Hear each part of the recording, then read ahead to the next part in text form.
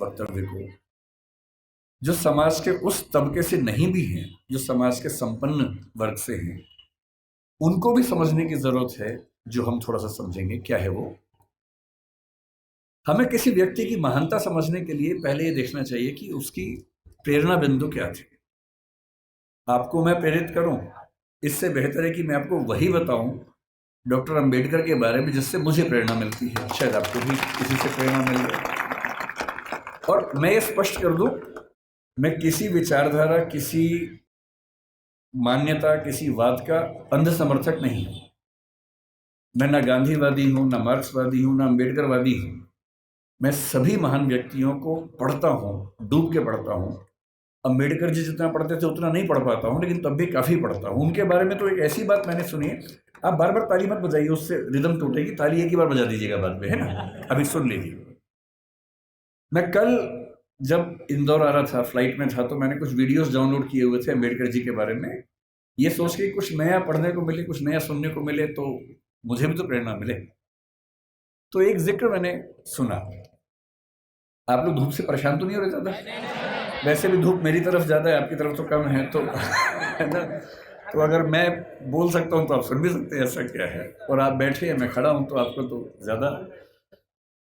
तो मैंने कल एक बड़ा अच्छा जिक्र सुना। वो जिक्र एक विदेशी लेखक जिन्होंने किताब लिखी इनसाइड एशिया, ये 19 मतलब अंबेडकर के समकालीन लेखक थे, जिनका नाम था जॉन गुंटर, बड़े प्रसिद्ध लेखक थे। उन्होंने लिखा कि मैं 1938 में एक बार डॉक्टर अंबेडकर के घर गया और मैं दंग रह गया। उनकी लाइब्रेरी में किताबें गिनने लगा, तो उसके बाद पता लगा कि उनके पास उस समय 8,000 किताबें थी। ताली नहीं बजानी है, नहीं, सुनना है, केवल सुनना है।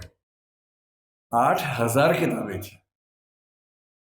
और जिस दिन डॉक्टर अंबेडकर की 1956 में 6 दिसंबर को मृत्यु हुई, मैं जिस चीज से सबसे ज्यादा उनका प्रशंसक हूं, उस दिन उनके पास 35,000 किताबें थी।